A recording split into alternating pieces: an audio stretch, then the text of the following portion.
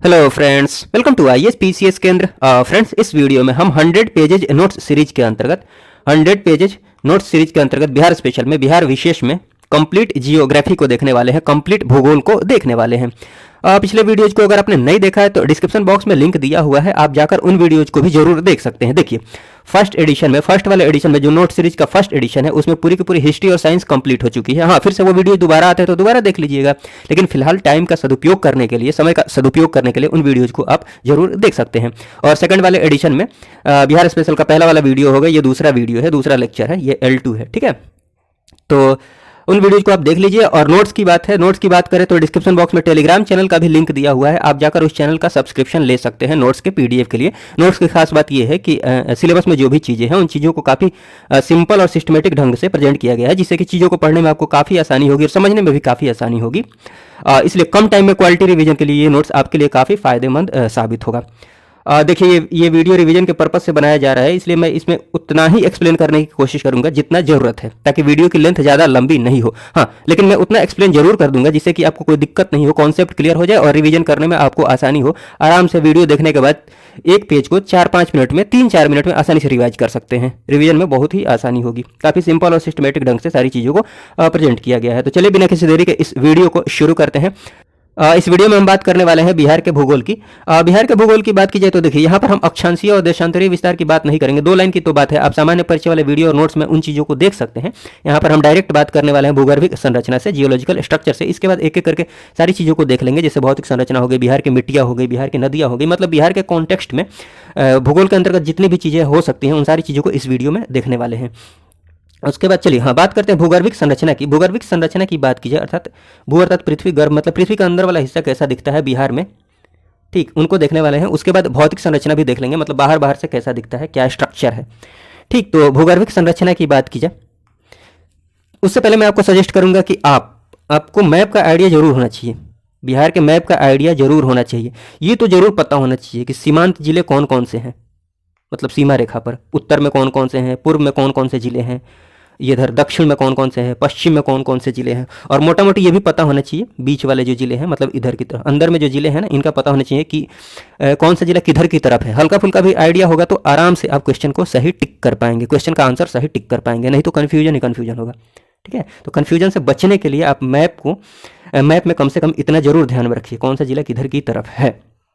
ठीक है, अब जैसे इसी की बात कर लीजिए, भूगर्भिक संरचना की बात कर लीजिए, तो 4 भागों में इसको बांटा गया है। एक तो इधर धारवाड़ क्रम की चट्टानें हैं, इधर जो ये दक्षिणी सीमांत पठारी क्षेत्र है, ठीक, इसी में इधर की तरफ ये वाला हिस्सा जो है ये विंध्यन क्रम के अंतर्गत आता है। ये टर्शियरी चट्टानें हैं और ये क्वाटरनरी चट्टानें, मैदानी भाग जिसके अंतर्गत आता है, ये बड़ा वाला हिस्सा, सबसे बड़ा यही हिस्सा है और सबसे नया है। हाँ, एक और बात आप ध्यान में रखिएगा, सबसे पुरानी चट्टानें जो है ना, ये है धारवाड़ क्रम की चट्टानें, सबसे पुरानी। उसके बाद ये है, उसके बाद ये है, उसके बाद ये है। तो अगर आप मैप को ध्यान में रखते हैं ना, एक तो वो जिला ध्यान में रखिएगा, उसके बाद इस मैप की बात, भूगर्भिक संरचना की बात की जाए तो इस मैप को दिमाग में सेट कर जाइए कि हाँ, इधर की तरफ दक्षिण की तरफ यहाँ पर धारवाड़ क्रम की चट्टानें हैं, ये विंध्यन क्रम की है, इधर टर्शियरी चट्टानें हैं और सबसे पुराना ये है, उसके बाद ये है, उसके बाद ये है। आसानी से आप दिमाग में सेट कर पाएंगे, रटने की जरूरत ही नहीं है और कोई कन्फ्यूजन भी नहीं रहेगा। ठीक है ना, तो मान लीजिए अगर पूछ लिया जाए कि धारवाड़ क्रम के अंतर्गत कौन से क्षेत्र नहीं आते हैं, क्वेश्चन में पूछ लिया जाए, ठीक, तो एक तो उपाय है कि आप जिलों को रट जाइए, इधर की तरफ जो जिले हैं उनको रट जाइए, और एक उपाय ये है कि मैप से चीज़ों को ध्यान में रखिए, रटने की जरूरत ही नहीं है। ठीक है, और ये क्वेश्चन पूछा गया है। हाँ, ये भी क्वेश्चन पूछा गया है, निम्नलिखित में से कौन सी पहाड़ी सबसे पुरानी पहाड़ी है, और ऑप्शन में खड़गपुर की पहाड़ी थी। तो खड़गपुर की जो पहाड़ी है ना, वो धारवाड़ क्रम के अंतर्गत ही आती है, इसलिए मैं इतनी बातों को आपको बता रहा हूँ, इन सारी बातों को, तो थोड़ा सा ध्यान रखिएगा। तो ये ध्यान रखिएगा, सबसे पुरानी है, उसके बाद ये, उसके बाद ये, उसके बाद ये। हाँ, विस्तार की बात कर ली जाए तो मैप से तो आप ध्यान रखिएगा, भले मैंने लिख दिया है लेकिन मैप से आप जरूर ध्यान रखिएगा। धारवाड़ क्रम की चट्टानों की बात कीजिए, विस्तार की बात कीजिए, तो मैंने कुछ जिलों को लिख दिया, जैसे बिहार शरीफ हो गया, गया हो गया, आपको पता है ना, यहाँ कैमूर है, इधर रोहतास है। ठीक है, यहाँ पर आइएगा, औरंगाबाद है, गया है, नवादा है, जमुई है। ठीक है, ऐसे करके जिले हैं, मुंगेर है इधर। तो चलिए, हाँ, क्या बता रहा था, तो धारवाड़ चट्टानों की बात की जाए तो विस्तार की बात करें तो देखिए, बिहार शरीफ हो गया, गया हो गया, राजगीर हो गया, नवादा हो गया, जमुई हो गया, मुंगेर की खड़गपुर पहाड़ी देख लीजिए, मुंगेर की जो खड़गपुर पहाड़ी है, इधर वाला हिस्सा हो गया। तो वही तो मैं आपको बता रहा हूँ कि मैप से चीज़ों को ध्यान में रखेंगे ना, मुंगेर की खड़गपुर पहाड़ी इधर की तरफ, मैप से चीज़ों को आप ध्यान में रखेंगे तो आसानी से याद रख पाएंगे। उसके बाद बात कर लेते हैं विंध्यन क्रम। विंध्यन क्रम की बात की जाए, इसके विस्तार की बात की, मतलब बिहार के कौन कौन से जिले इसके अंतर्गत आते हैं, तो देखिए कैमूर, मुख्य रूप से कैमूर और रोहतास, इधर कैमूर है यहाँ रोहतास है, याद रटने की जरूरत ही नहीं है, मैप आपको पता है तो।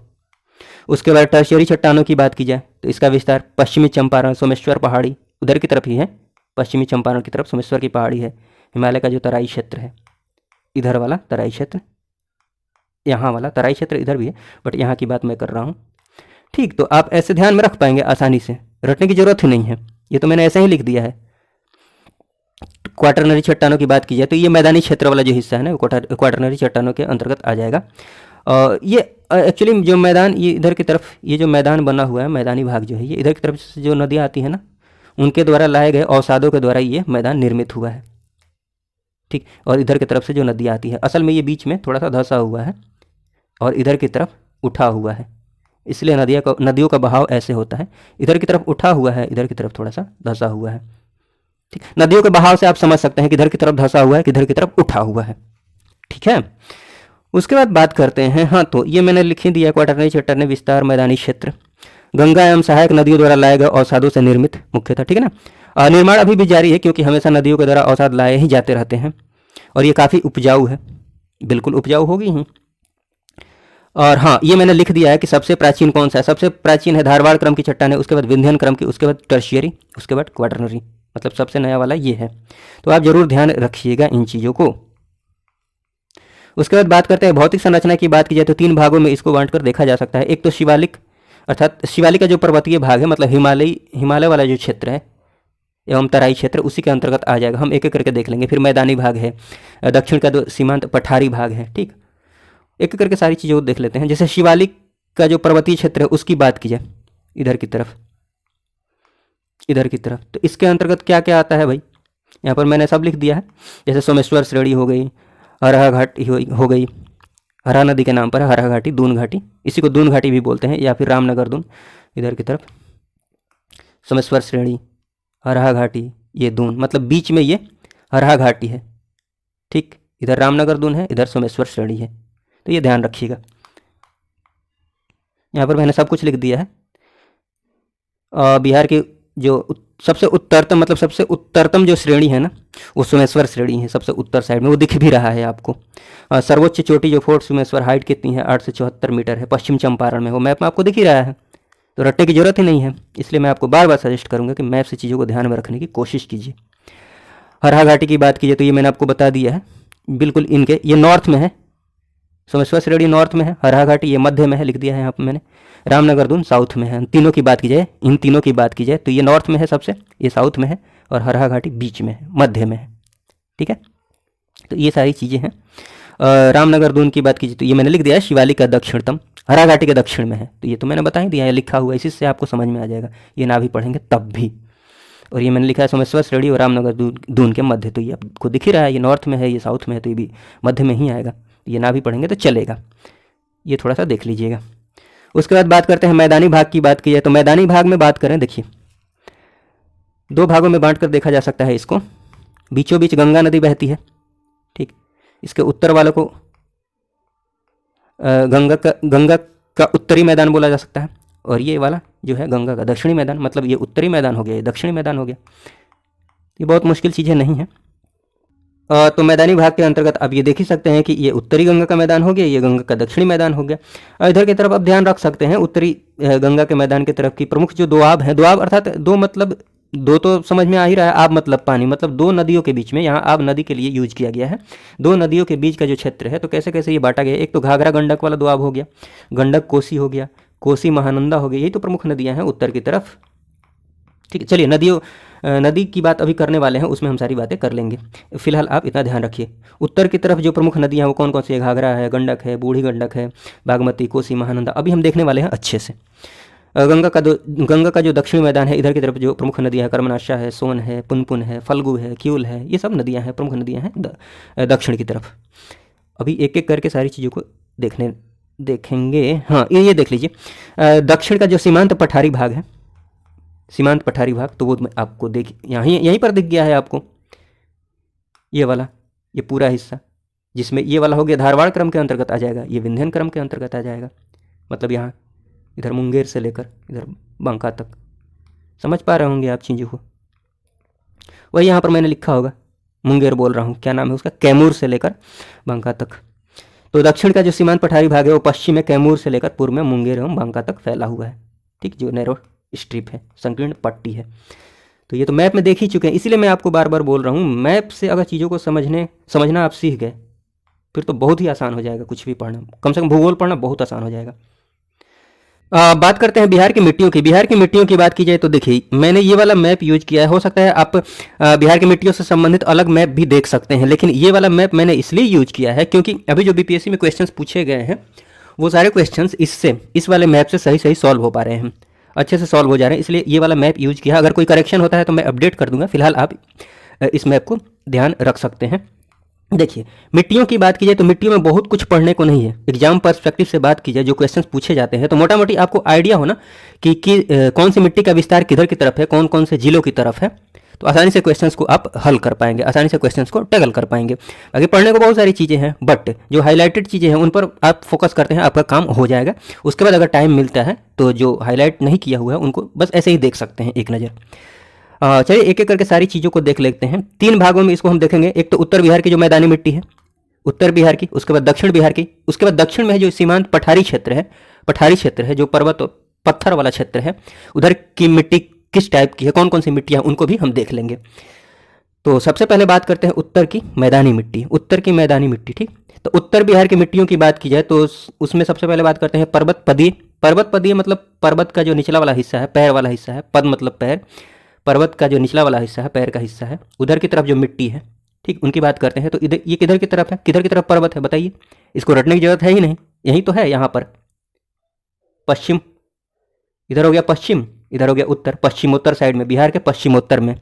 और ये वाला हिस्सा कौन सा है, पश्चिमी चंपारण वाला है। ठीक है, तो रटने की जरूरत नहीं पड़ेगी अगर आपको मैप ध्यान में रहेगा तो पर्वत पदीय मिट्टी की बात की जाए तो ध्यान रखिएगा, हाँ, इसी को पिडमोंट स्वैम्प मिट्टी भी बोलते हैं। भावर क्षेत्र इधर की तरफ मिलेगा आपको। भावर क्षेत्र और तराई क्षेत्र में थोड़ा सा डिफरेंस बता देता हूँ आपको। देखिए, जब नदियाँ इधर से नदियाँ निकल कर आती हैं ना, नदियाँ इधर की तरफ आती हैं, तो पर्वतों के नीचे बहुत सारे कंकड़ पत्थर भी होते हैं, कंकड़ पत्थर होते हैं मोटे मोटे। तो नदियाँ जब आती है तो उसमें विलुप्त हो जाती हैं, वो वाला भावर क्षेत्र है। मतलब नदियाँ जो है नीचे नीचे बहती हैं, कंकड़ पत्थर के नीचे नीचे। ठीक, फिर कुछ दूरी पर आगे आकर फिर नदियाँ ऊपर की तरफ दिखने लगती हैं। दलदली क्षेत्र जो दिखेगा वो तराई वाला क्षेत्र है, मतलब नदियाँ यहाँ से निकलना शुरू होती हैं तराई क्षेत्र से। आप समझ पाएंगे, मोटा मोटी इतना ध्यान में रखेंगे तो आपको कोई दिक्कत नहीं होगी। तो ये आप ध्यान रख लीजिएगा, पर्वत पदीय मिट्टी किधर की तरफ है, पश्चिमोत्तर बिहार। ठीक, मैप में आपको दिख ही रहा है, रटने की जरूरत है नहीं। पिडमोंट स्वैम्प मिट्टी ध्यान रखिएगा, एग्जाम में पूछा गया है कि कहाँ पर पाई जाती है, तो पश्चिम चंपारण में ऑप्शन में था ये। और रंग आप ना भी देखें तो चलेगा, क्योंकि बहुत सारे रंग हैं, कन्फ्यूजन भी हो जाएगा, तो ज़रूरत नहीं है आपको। लास्ट में अगर मन करे, सब कुछ पढ़ लिया है, मन कर रहा है कि रंग कैसा होता है, तो देख सकते हैं। मैं तो सजेस्ट करूँगा कि ना भी देखें तो चलता है, बट मैंने लिख दिया है। तो रंग की बात की जाए तो गहरा भूरा या पीला रंग होता है, बहुत इंपॉर्टेंट नहीं है रंग, ध्यान रखना। हाँ, लाल रंग किस वजह से होता है मिट्टी में, या भारत के भूगोल में भी देखेंगे, पढ़े होंगे, चाहे देखेंगे, ठीक है ना, लौह तत्व की वजह से होता है, तो ये आप ध्यान रख सकते हैं। बट सबका अलग अलग रंग ध्यान रखना जरूरी नहीं है। देखिए, तराई क्षेत्र की मिट्टी की बात की जाए तो बिहार नेपाल की जो सीमा है ना, उसके साथ पश्चिम चंपारण से कहाँ तक, किशनगंज तक, ये वाला तराई क्षेत्र। अभी तो मैंने बताया पश्चिम चंपारण इधर है, यहाँ से लेकर ये पूर्व में कहाँ तक, इधर सबसे पूर्वी जिला कौन सा है बिहार का, किशनगंज है। सबसे पश्चिमी इधर की तरफ, पश्चिमोत्तर में आ जाइए, सबसे पश्चिमी, सॉरी मैंने गलत बोल दिया, सबसे पश्चिमी इधर की तरफ है, यहाँ कैमूर। सबसे पूर्वी कौन सा है, किशनगंज है। मतलब ऊपर की बात की जाए तो पश्चिमोत्तर बोल रहा हूँ, पश्चिम में जो ये पश्चिम चंपारण है, पश्चिम चंपारण से लेते हुए पूर्व में कहाँ तक, किशनगंज तक। ठीक है, ये सबसे उत्तरी जिला है पश्चिम चंपारण, और सबसे पूर्वी है ये किशनगंज। और उसके बाद बात करते हैं तराई क्षेत्र की बात कर लीजिए। तराई क्षेत्र की बात कर ली गई। रंग आप देख सकते हैं, रंग इसका मिट्टी का जो होता है भूरा तथा हल्का पीला होता है। और उधर की तरफ पत्थर वत्थर है, कंकड़ पत्थर, बहुत ज़्यादा उपजाऊ तो नहीं होते हैं, बहुत ज़्यादा उपजाऊ जो होते हैं वो जलोढ़ मिट्टी होती है। ठीक, उसमें भी नवीन जलोढ़, जिसको खादर मिट्टी बोलते हैं। हाँ, एक और बात ध्यान रखिएगा कि जलोढ़ मिट्टी जो है ना, इसी को बोला जाता है कछारी मिट्टी या फिर दोमट मिट्टी, इसका अन्य नाम है। ठीक, जलोढ़ मिट्टी को ही बोला जाता है कछारी या दोमट। और बिहार के अधिकांशतः क्षेत्र में जलोढ़ मिट्टी ही पाई जाती है, कछारी मिट्टी पाई जाती है। ये क्वेश्चन पूछा गया है बीपीएससी में, इसलिए इसको ध्यान रखिएगा। और मैप में भी आप देख लेंगे कि इसका विस्तार ज़्यादा है, रटने की जरूरत है नहीं। तो सबसे पहले बात करते हैं नवीन जलोढ़ मिट्टी की। जलोढ़ मिट्टी में सबसे पहले नवीन जलोढ़ मिट्टी की बात की जाए, नवीन जलोढ़ को ही खादर मिट्टी बोलते हैं। नवीन जलोढ़ इसलिए क्योंकि हर साल नवीन जलोढ़ मिट्टी का विकास होता है। हर साल जो बाढ़ आती है ना, मतलब बाढ़ की वजह से मिट्टियाँ लाई जाती हैं, उसकी वजह से नवीन जलोढ़ मिट्टी का विकास निर्माण होता है। यहाँ पर मैंने लिख भी दिया है, निरंतर बाढ़ की वजह से नदियों के द्वारा जो बाढ़ आती है, ठीक, इसका विकास होता है। काफ़ी उर्वर होती है, काफ़ी उपजाऊ होती है, यहाँ मैंने लिख भी दिया है नवीन जलोढ़ मिट्टी। ये बात ध्यान रखिएगा और ये भी बात ध्यान रखिएगा। और नवीन जलोढ़ को खादर बोलते हैं। हाँ, ये विस्तार मैं आपको नहीं बता रहा हूँ। देखिए, जैसे नवीन जलोढ़ मिट्टी की बात कीजिए, यहाँ पर दिखा ही दिया है, पर्वत पादीय मिट्टी इधर की तरफ है, इधर की तरफ, ठीक है।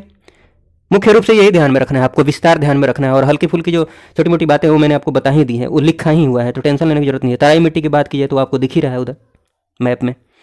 फिर बांगर मिट्टी, खादर मिट्टी के बाद बांगर अभी देखने वाला है। खादर मिट्टी की बात कीजिए तो ये वाला जो हिस्सा हो गया, ठीक है ना। अब ये वाला हिस्से से एक क्वेश्चन बीपीएससी में पूछा गया था। क्वेश्चन बीपीएससी में ये पूछा गया था, मुजफ्फरपुर, दरभंगा तथा चंपारण जिलों में कौन सी मिट्टी अधिकांशतः पाई जाती है। ऑप्शन में था काली मिट्टी, देखिएगा अब इसको, काली मिट्टी था। दूसरा ऑप्शन में दिया हुआ था नवीन जलोढ़, नवीन जलोढ़। उसके बाद था प्राचीन जलोढ़, मतलब पुरानी। उसके बाद था लाल मिट्टी, लाल मिट्टी। अब एक बात बताइए, आपको मोटा मोटी पता हो कि मुजफ्फरपुर, दरभंगा, चंपारण किधर है। चंपारण इधर हो गया, इधर की तरफ, इधर की तरफ चंपारण हो गया, इधर की तरफ मुजफ्फरपुर हो गया, यहाँ पर दरभंगा हो गया। तो अगर आपको ये पता है तो आसानी से क्वेश्चन को टैकल कर पाएंगे। कौन सा आंसर सही हो जाएगा? नवीन जलोढ़। काली मिट्टी तो बिल्कुल नहीं होगा, लाल मिट्टी की संभावना ही नहीं है।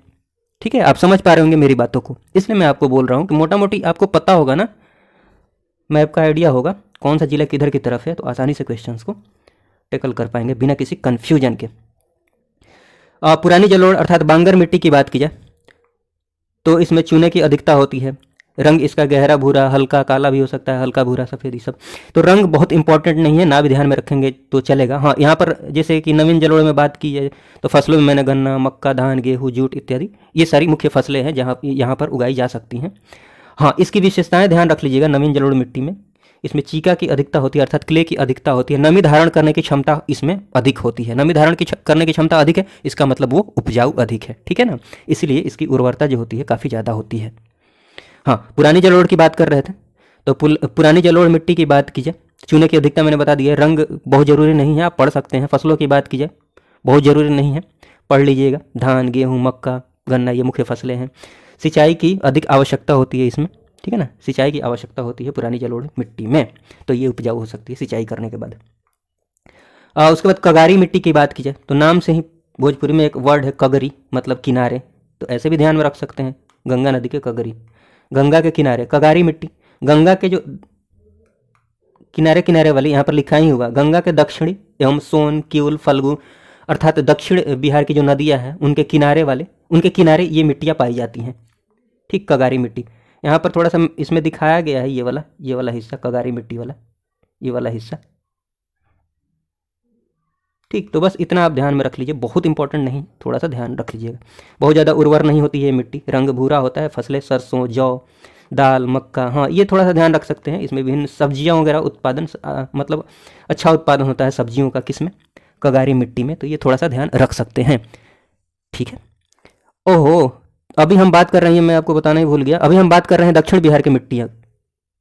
जैसे उत्तर बिहार की मिट्टियों की बात हमने कर ली है, ये कगारी मिट्टी जो है ना, हम दक्षिण बिहार की मिट्टियों के अंतर्गत बात कर रहे हैं, थोड़ा सा ध्यान दे दीजिएगा।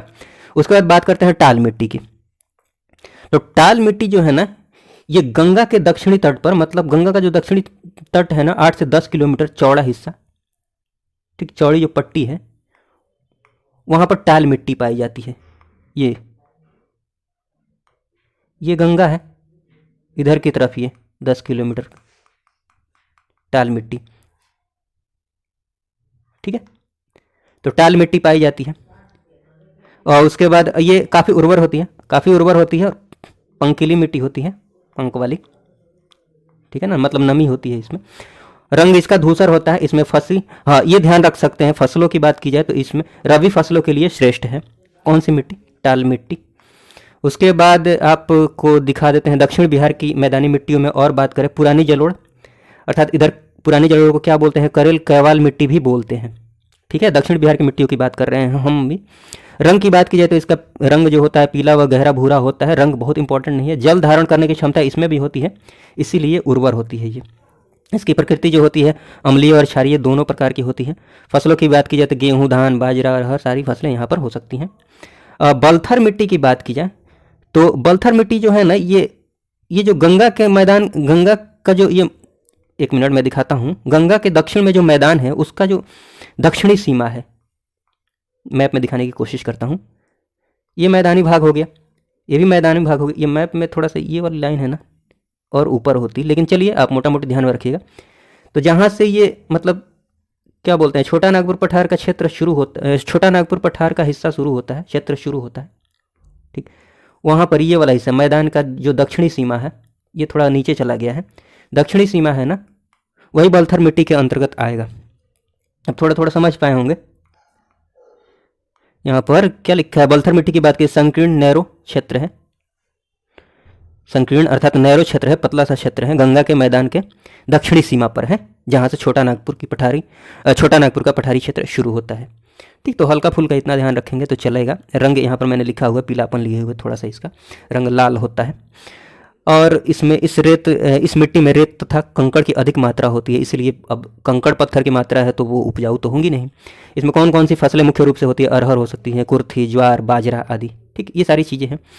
उसके बाद बात कर लेते हैं दक्षिणी पठार की मिट्टी की, जो सीमांत पठारी क्षेत्र है, ठीक है ना, पठार वाला ये हिस्सा है नीचे वाला, उसमें कौन कौन सी मिट्टियाँ पाई जाती हैं? उसमें दो प्रकार की मिट्टियों को हम देखते हैं विशेष रूप से। एक तो लाल एवं पीली मिट्टी, इसका निर्माण जो हुआ है अग्नेय तथा रूपांतरित चट्टानों के टूटने की वजह से इसका निर्माण हुआ है। और इसका रंग जो होता है, इसमें जो इंपॉर्टेंट बात ध्यान रखने वाली है, इसका रंग जो होता है लाल रंग, वो लौह तत्व की अधिकता के कारण। मिट्टी की बात जब भी आती है, जब भी बात आएगी कि लाल रंग, कोई भी मिट्टी हो, लाल रंग किसकी अधिकता के कारण होता है? तो लौह तत्व की अधिकता के कारण। तो ये इंपॉर्टेंट बात है, आप ध्यान रख सकते हैं। फसलों को आप पढ़ सकते हैं, मक्का, दलहन, मोटे अनाज आदि इसमें उगाए जा सकते हैं प्रमुख रूप से। लाल बलुई मिट्टी की बात कीजिए तो रोहतास और कैमूर का क्षेत्र है, ये इंपॉर्टेंट है, ये ध्यान रखिएगा। लाल बलुई मिट्टी इधर की तरफ, रोहतास कैमूर वाला क्षेत्र, ये वाला लाल बलुई मिट्टी यहाँ पाई जाती है, ये जरूर ध्यान रखिएगा। कहाँ गया भाई? हाँ, तो वो अब बलुई मिट्टी है, लाल बलुई मिट्टी है, पठारी क्षेत्र है, तो उर्वर तो होगा नहीं। मोटे अनाज इधर भी उगाए जा सकते हैं, बाजरा, मक्का, ज्वार वगैरह, ये सब जो चीज़ें हैं, तो ये मोटा मोटी चीज़ें हैं। आप थोड़ा सा यही ध्यान रखिएगा कौन सी मिट्टी किधर की तरफ पाई जाती है, और बिहार का जो अधिकांश क्षेत्र है किस मिट्टी से आच्छादित है, मतलब कौन सी मिट्टी सबसे ज़्यादा पाई जाती है, तो वो जलोढ़ मिट्टी है। जलोढ़ मिट्टी के एक नवीन जलोढ़ मिट्टी होती है, पुरानी जलोढ़, बट कुल मिलाकर समग्र रूप से देखा जाए तो जलोढ़ मिट्टी सबसे ज़्यादा पाई जाती है, अधिकांश क्षेत्र में पाई जाती है। उसके बाद बात करते हैं बिहार की नदियों की। नदियों की बात की जाए तो प्रमुख नदी तो गंगा हो जाएगी, आपको पता ही है। अब गंगा, बाकी सारी नदियाँ गंगा की सहायक हो जाएंगी। तो गंगा की बात की जाए तो देखिए, मैप से मैं आपको समझाने की कोशिश करता हूँ, बट गंगा के बारे में आप देख लीजिए, जैसे मैं आपको थोड़ा सा इसी में समझाने की कोशिश करता हूँ, इसी मैप में, चाहे यहाँ पर समझा देता हूँ इस वाले मैप में।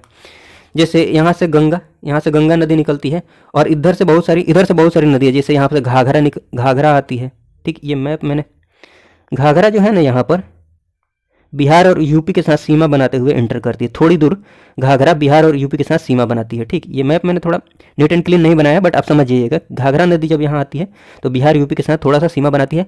वैसे ही यहाँ गंडक भी बिहार यूपी के साथ सीमा बनाती है। इधर से कर्मनाशा नदी बिहार यूपी के साथ सीमा बनाती है, ध्यान रखिएगा। और ये गंगा नदी है। बाकी इधर से बहुत सारी नदियाँ आती हैं, ठीक है ना, जैसे इधर ये घाघरा हो गई, गंडक, बूढ़ी गंडक, ठीक ना, आप समझ पा रहे होंगे। तो ये सारी चीज़ें हम एक एक करके देखेंगे। तो कहाँ गया? तो नदी वाली बात कीजिए, गंगा नदी की बात सबसे पहले कर लेते हैं। गंगा का जो प्रवेश होता है ना बिहार में, वो कहाँ पर होता है? चौसा में, बक्सर, चौसा जगह है बक्सर में, चौसा में होता है। बिहार में इसकी लंबाई कितनी है? 445 किलोमीटर है। हाँ, उत्तर दिशा की सहायक जो नदियाँ, उत्तर की तरफ से जो नदियाँ आकर मिल रही है गंगा नदी में, वो उन नदियों को, आप उन नदियों का नाम जरूर ध्यान में रखिएगा। और अच्छा क्वेश्चन पूछा जाता है तो क्रम भी पूछा जा सकता है। मतलब पश्चिम से पूर्व की तरफ मैंने लिख दिया है, पूर्व से पश्चिम में पूछा जा सकता है, यहाँ पर मैंने लिख दिया है बाईं तरफ से, मतलब उत्तर दिशा की सहायक नदियाँ, उत्तर दिशा से आकर मिलने वाली नदियाँ। गंगा ऐसे बह रही है तो इसका बायां कौन सा हो जाएगा? इधर वाला बायां हो जाएगा, इधर वाला दायां हो जाएगा, इधर की तरफ बह रही है तो अर्थात ये उत्तर वाला बायां हो जाएगा, ठीक है ना। तो बाईं दिशा से आकर मिलने वाली नदियाँ, उत्तर दिशा से आकर मिलने वाली जो नदियाँ हैं वो कौन कौन सी हैं? घाघरा है, गंडक है, बूढ़ी गंडक है, बागमती है, कमला है, कोसी है, महानंदा है। तो मैप में इन चीज़ों को आप देख सकते हैं, घाघरा है, गंडक है, बूढ़ी गंडक है, ठीक है ना, बागमती है, कमला है, कोसी है, महानंदा सबसे इधर पूरब में है, ठीक। तो आप मैप में देख सकते हैं इन चीज़ों को। दाईं ओर से बात की जाए, दक्षिणी दिशा से बात की जाए, सहायक नदी जो है गंगा की, वो है कर्मनाशा है, अभी मैंने बताया, बिहार यूपी के साथ सीमा बनाते हुए। सोन है, फिर पुनपुन है, फल्गु है, क्यूल है, अजय है, ठीक। ये भी पश्चिम से पूर्व की तरफ मैंने यहाँ पर दिखा दिया है, तो ध्यान रखिएगा, ये क्रम ध्यान रखेंगे, बहुत काम देने वाला है। अच्छा क्वेश्चन अगर पूछा जाता है तो आसानी से आप क्वेश्चन सॉल्व कर पाएंगे। पूर्व से पश्चिम पूछे, पश्चिम से पूर्व पूछे, कुछ भी पूछे। हाँ, एक और बात आप ध्यान में रख लीजिएगा, ये तो मैंने चाहिए आपको बता दिया, ये वाला चलिए इसको बाद में हम देख लेंगे कि कौन सा मतलब बिहार यूपी के साथ सीमा बनाते हैं। मैंने लिखा भी होगा नीचे, मैंने लिख दिया है, आप टेंशन नहीं लीजिए।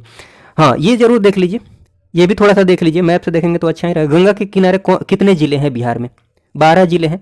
नाम देख सकते हैं, मैप में देखेंगे तो अच्छा रहेगा, बट मोटा मोटी आप नाम देख लीजिए, मैप से देखिएगा तो ज़्यादा अच्छा रहेगा। पूरब से पश्चिम, पश्चिम से पूर्व, इसको भी मैंने लिखा है यहाँ पर। बक्सर है, भोजपुर है, सारण है, पटना, वैशाली, समस्तीपुर, बेगूसराय, लखीसराय, खगड़िया, मुंगेर, भागलपुर, कटिहार। हाँ, गंगा की जो सर्वाधिक लंबाई गुजरती है, कौन से जिला से गुजरती है? पटना से, सबसे ज़्यादा पटना से, ये क्वेश्चन पूछा गया। उसके बाद चलिए हम देख लेते हैं नदियों का उद्गम और उसका मुहाना क्या क्या है, और नदियों से संबंधित और भी इंपॉर्टेंट बातें जो होंगी उनको भी हम इसी में देख लेंगे आगे। पहले उनका उद्गम और मुहाना देख लेते हैं। गंगा की बात की जाए तो देखिए, इंडियन जियोग्राफी में भी, भारत के भूगोल में भी इनको मैंने कवर किया है काफ़ी अच्छे से, दोबारा से आप अगर देख रहे हैं तो इसका रिवीजन हो जाएगा। गंगा की बात की जाए तो इसका जो उद्गम है, ये गंगोत्री ग्लेशियर कहाँ पर है? उत्तराखंड में है, ठीक। गंगा का ये उद्गम है, और ये गंगा नदी बंगाल की खाड़ी में जाकर गिर जाती है, ठीक है। गंडक की बात की जाए तो नेपाल से निकलती है मध्य हिमालय से, और गंगा नदी में आकर मिल जाती है पहलेजा घाट हाजीपुर में। घाघरा की बात की जाए तो नेपाल के नाम्बा श्रेणी से निकलकर छपरा में गंगा नदी में मिल जाती है रेविलगंज में, ठीक है। बूढ़ी गंडक की बात की जाए तो ये सोमेश्वर पहाड़ी से निकलती है, ठीक है ना, सोमेश्वर पहाड़ी जो कहाँ पर है? पश्चिम चंपारण में है। और कहाँ पर मिलती है? गंगा में, मुंगेर में मिल जाती है। उसके बाद बात की जाए कोसी नदी की बात की जाए तो नेपाल में सप्तकोशिकी से निकलती है, और बिहार में आकर गंगा में मिलती है, कहाँ पर? पूर्णिया में। महानंदा की बात की जाए तो नेपाल में महाभारत श्रेणी से निकलते हुए ये कहाँ पर मिल जाती है? कटिहार में आकर मिल जाती है, गंगा में। सोन की बात की जाए तो मध्य प्रदेश के अमरकंटक पहाड़ी से निकलकर, अमरकंटक के पठार से निकलकर दानापुर, ठीक है ना, दानापुर में आकर पटना में कहाँ पर मिलती है? गंगा नदी में। कर्मनाशा की बात की जाए तो विंध्याचल पहाड़ी का ही हिस्सा है कैमूर पठार, कैमूर पठार से निकलकर चौसा में आकर मिल जाती है गंगा नदी में, कर्मनाशा नदी, ठीक है ना। इसको अपवित्र नदी के नाम से भी जाना जाता है, मैंने वो लिखा है, आपको टेंशन लेने की जरूरत नहीं है, सारी चीज़ों को लिखा है, जो भी इंपॉर्टेंट बातें हैं उसके लिए आपको टेंशन लेने की जरूरत नहीं है। पुनपुन की बात की जाए तो ये पठारी भाग मध्य प्रदेश का जो है ना, वहाँ से निकलकर फतुहा में, ये क्वेश्चन पूछा गया है, गंगा में आकर मिलती है कहाँ पर? फतुहा, पटना में। फतुहा कहाँ पर है? पटना में, वहाँ पर मिल जाती है। फल्गु की बात की जाए तो छोटा नागपुर पठार से निकलकर कहाँ पर? गंगा में मिल जाती है, टाल क्षेत्र में। उसके बाद घाघरा की बात, हाँ, तो ये नदियों की बात हो गई, उद्गम और उनका जो मुहाना है, संगम है। उसके बाद नदियों से संबंधित कुछ और इंपॉर्टेंट बातें उनको देख लीजिए। जैसे घाघरा की बात की जाए तो ये उत्तर प्रदेश और बिहार के साथ कुछ दूर तक सीमा बनाती है, मतलब सीमा निर्धारण का काम करती है, ये मैं बता चुका हूँ, इंपॉर्टेंट है, ध्यान रखिएगा, क्वेश्चन पूछा गया है। कर्मनाशा की बात की जाए तो ये भी उत्तर प्रदेश और बिहार के साथ सीमा निर्धारण करती है, और कर्मनाशा नदी को अपवित्र नदी के नाम से जाना जाता है, अपवित्र नदी के नाम से भी जाना जाता है। गंडक की बात की जाए तो इसका अन्य नाम सदा नीरा है, गंडकी है, नारायणी है, शालिग्रामी है, बहुत सारे नाम हैं। हाँ, उत्तर प्रदेश और बिहार के साथ ये भी सीमा निर्धारण करती है। उसके बाद बात करते हैं, उसके बाद बूढ़ी गंडक की बात की जाए तो बिहार में जो गंगा की सबसे लंबी सहायक नदी है वो कौन सी है? बूढ़ी गंडक है। इसका अन्य नाम क्या है बूढ़ी गंडक का? सिकराना नदी के नाम से भी इसको जाना जाता है। इस नदी को देखिए, यहाँ पर देखिए, थोड़ा पीडीएफ में क्वालिटी ख़राब हो गई है, फोटो लेते वक्त थोड़ा सा हिल गया, इसीलिए लगता है इसकी क्वालिटी ख़राब हो गई है, लेकिन नोट्स में आपको अच्छे से मिल जाएगा, थोड़ा सा कोऑपरेट कीजिएगा, मैं पढ़कर बोल देता हूँ, ध्यान से सुनिएगा। बागमती की बात कीजिए तो मैंने वहाँ पर कवर नहीं किया इसलिए यहाँ पर लिख दिया है। बागमती की बात की जाए तो इसका उद्गम होता है शिवपुरी श्रेणी से, नेपाल से। इसका मुहाना जो है ये कहाँ पर आकर मिल जाती है, ये नदी कोसी नदी से मिल जाती है खगड़िया में। बदलाघाट जगह है खगड़िया में, वहाँ पर मिल जाती है कोसी नदी से, गंगा से नहीं मिलती है, इसलिए मैंने इसको लिखा है। बागमती किससे मिलती है, कोसी से मिलती है। और कमला किससे मिलती है, बागमती से मिलती है, ठीक है ना, बदलाघाट में ही। इसका उद्गम कहाँ से होता है, महाभारत श्रेणी नेपाल से। बहुत इंपॉर्टेंट नहीं है बट देख लीजिए, अगर कोई क्वेश्चन घुमा अगर पूछ लेते हैं तो, कि गंगा से कौन नहीं मिलती है, तो नहीं मिलने वाले में बागमती है, कमला है। कोसी की बात की जाए तो कोसी को बिहार का शोक कहा जाता है, ये आपको पता ही है। परियोजना एवं नहरों को देख लेते हैं। देखिए परियोजना की बात की जाए तो सोन जो है ना सबसे पुरानी परियोजना है, नदी घाटी परियोजना है। और यहाँ पर मैंने लिख भी दिया, बिहार की सबसे जो प्राचीन नहर जो है ना वो सोन नदी पर ही है। तो जब सबसे पुरानी परियोजना ये है तो बिहार की सबसे प्राचीन नहर इसी नदी पर होगी। और नहरों की बात की जाए तो एक तो पूर्वी सोन नहर है, एक पश्चिमी सोन नहर। ये बहुत इंपॉर्टेंट नहीं है क्योंकि नाम में ही सोन सोन लिखा हुआ है, तो ये पूछा भी नहीं जाएगा, तो इसको ध्यान रखने की जरूरत उतना है नहीं। कोसी नदी की बात की जाए तो नेपाल और भारत की संयुक्त परियोजना है कोसी। इस पर जो नहरें हैं वो एक तो है पूर्वी कोसी नहर, कोसी नदी पर, कोसी नदी से निकली हुई नहरें, एक पूर्वी कोसी नहर, एक पश्चिमी कोसी। बहुत इंपॉर्टेंट नहीं है क्योंकि नाम में ही कोसी लिखा हुआ है। राजपुर नहर ध्यान रख सकते हैं, कौन सी नदी से निकली हुई है ये, इसका उद्गम कौन सा है, कोसी नदी है, राजपुर नहर, तो ये ध्यान रख सकते हैं। गंडक परियोजना की बात की जाए तो ये बहुत इंपॉर्टेंट है, इसको जरूर ध्यान में रखिएगा। ये भी भारत और नेपाल की संयुक्त परियोजना है और इससे जो लाभान्वित होने वाले राज्य हैं इस परियोजना से, वो बिहार भी है, उत्तर प्रदेश भी है और साथ में नेपाल भी है। ये क्वेश्चन पूछा गया, इंपॉर्टेंट है, बिहार उत्तर प्रदेश जरूर याद रखिएगा, ठीक है ना। उसके बाद बात की जाए इनसे गंडक नदी से निकलने वाली जो नहरें हैं, एक तो त्रिवेणी नहर है, बहुत इंपॉर्टेंट है, पश्चिम चंपारण से निकलती है। तिउर नहर है, सारण एवं तिरहुत नहरें भी हैं। कौन सी नदी से, गंडक नदी से, ध्यान रखिएगा। मुख्य रूप से गंडक नदी से ही ध्यान रखिएगा, क्यों मैं बोल रहा हूँ मुख्य रूप से, क्योंकि देखिए बेसिकली अगर तिउर नदी की बात, तिउर नहर की बात कीजिए, ढाका मैंने यहाँ पर लिखा नहीं है, ढाका एवं तिउर नहरों की बात की जाए तो अगर ऑप्शन में गंडक देता है, ये दोनों नाम नहीं देता है, तो आप गंडक टिक मार सकते हैं, कोई दिक्कत नहीं है। लेकिन बेसिकली देखा जाए तो ढाका एवं तिउर नहरें जो है ना ये गंडक की सहायक नदियों से निकलती हैं ये नहरें। ढाका की बात की जाए तो लालबकिया नदी से, और तिउर की बात की जाए तो तिउर नदी से, ठीक। लेकिन अगर ये दोनों नाम ना देके, मतलब ये वाला नाम नहीं देता है, गंडक दे देता है, तो गंडक भी आप टिक लगा सकते हैं, ठीक है ना। और बाकी तो आपको समझ में आ ही रहा है कि गंडक से निकलती हैं, ये भी गंडक से ही निकलती हैं, उनकी सहायक नदियों से निकलती हैं, ठीक। थोड़ा सा डिफरेंस ये ध्यान रखिएगा। और उसके बाद बात कर ली जाए बिहार के जो प्रमुख जलप्रपात हैं, तो उनको मैंने लिख दिया है। काकोलत की बात की जाए, काकोलत जलप्रपात ये कहाँ पर है, नवादा में है, याद रखिएगा, इंपॉर्टेंट है। धुआं कुंड की बात की जाए तो ये रोहतास में है। मांझर कुंड की बात की जाए तो ये भी रोहतास में है।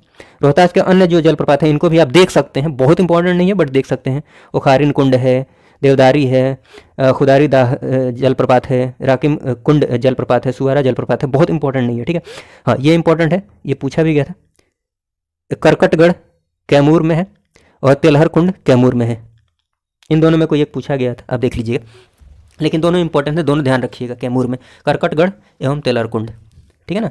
झारखंड रोहतास में है, जिसको हाईलाइट किया है उस पर विशेष फोकस कीजिएगा, बाकी चीज़ों को बस एक नज़र देखते रहिएगा रिवीजन के क्रम में। झीलों की बात की जाए तो कांवर झील बहुत इंपॉर्टेंट है, बेगूसराय में है। गोगाविल की बात की जाए तो कटिहार में है। कुशेश्वरनाथ ये दरभंगा में है। अनुपम झील कैमूर में है, जिसको हाईलाइट किया है उस पर विशेष ध्यान दीजिएगा। वन्यजीव अभ्यारण्य की बात की जाए तो वाल्मीकि बहुत इंपॉर्टेंट है, वाल्मीकि जो वन्य जीव अभ्यारण्य है, वाल्मीकि वन्य जीव अभ्यारण्य ये पश्चिम चंपारण में, इंपॉर्टेंट है, ध्यान रखिएगा। गौतम बुद्ध वन्य जीव अभ्यारण्य की बात की जाए तो ये कहाँ पर है, गया में है। भीम बांध की बात की जाए तो ये कहाँ पर है, मुंगेर में है। उदयपुर वन्य जीव अभ्यारण्य की बात की जाए तो ये भी पश्चिम चंपारण में, ध्यान रख लीजिएगा। वाल्मीकि वन्य जीव अभ्यारण्य की बात की जाए तो ये एक टाइगर रिजर्व भी है, इंपॉर्टेंट है, ध्यान रखिएगा। विक्रमशिला गांगेय डॉल्फिन अभ्यारण्य जो है ये कहाँ पर है, नाम से ही पता चल रहा है विक्रमशिला, अगर आपने इतिहास पढ़ा है तो। कहाँ पर होगा ये, भागलपुर में। उसके बाद पक्षी अभ्यारण्य को देख लेते हैं, तो ठीक है, उधर अभ्यारण्य जो देखा ना उसी में कुछ पक्षी अभ्यारण्य भी है, कुछ स्पेशली पक्षी अभ्यारण्य है, वो इसमें लिखा गया है, तो उनको देख लीजिए। जैसे कुशेश्वरनाथ की बात कीजिए तो अभी हमने देखा ही था, ये पक्षी अभ्यारण्य भी है कुशेश्वरनाथ, कहाँ पर है ये, दरभंगा में। और कांवर झील भी अभी हमने देखा था, ये पक्षी अभ्यारण्य भी है, कहाँ पर है ये, बेगूसराय में है। बाकी उदयपुर भी हमने देखा था, अभी बेतिया चंपारण में है। बाकी जो नहीं देखा था उनको देख लीजिए। नकटी डैम और नागी डैम दोनों जमुई में है, इंपॉर्टेंट है, ध्यान रखिएगा। बड़ेला सलीम अली पक्षी अभ्यारण्य ये कहाँ पर है, वैशाली में है, तो ये भी ध्यान रख लीजिएगा। उसके बाद ये मैंने थोड़ा सा ये देख सकते हैं, मैंने वहाँ पर इस टेबल में नहीं दिखाया था, कर्मनाशा नदी का जो उद्गम है वो नहीं, ये तो दिखाई दिया था, ये तो बता ही दिया था कैमूर की पहाड़ी से निकलती है, विंध्याचल का भाग है ये कैमूर की पहाड़ी। चलिए, एशिया की जो सबसे बड़ी गोखुर झील है वो कौन सी है? कांवर झील है, अभी जिसकी बात की बेगूसराय में है। इसको रामसर स्थल भी घोषित किया गया है कांवर झील को, ठीक है ना। और बिहार में जो डॉल्फिन रिसर्च सेंटर है वो कहाँ पर है? पटना में है। तो ये इतना ध्यान में रख सकते हैं। तो ये सारी चीज़ें थी। और अगले वीडियो में राज्य व्यवस्था की बात कर लेंगे और जो छोटी मोटी चीज़ें होंगी उनकी भी बात कर लेंगे। बहुत कुछ नहीं बचा हुआ है अब बिहार स्पेशल में। और सामान्य परिचय वाला भी जो नोट्स हैं, या फिर मैं एक वीडियो भी बना दूंगा, उस पर कोई दिक्कत की बात है नहीं। इस वीडियो को देखने के लिए आपका बहुत बहुत धन्यवाद। जय हिंद, जय भारत।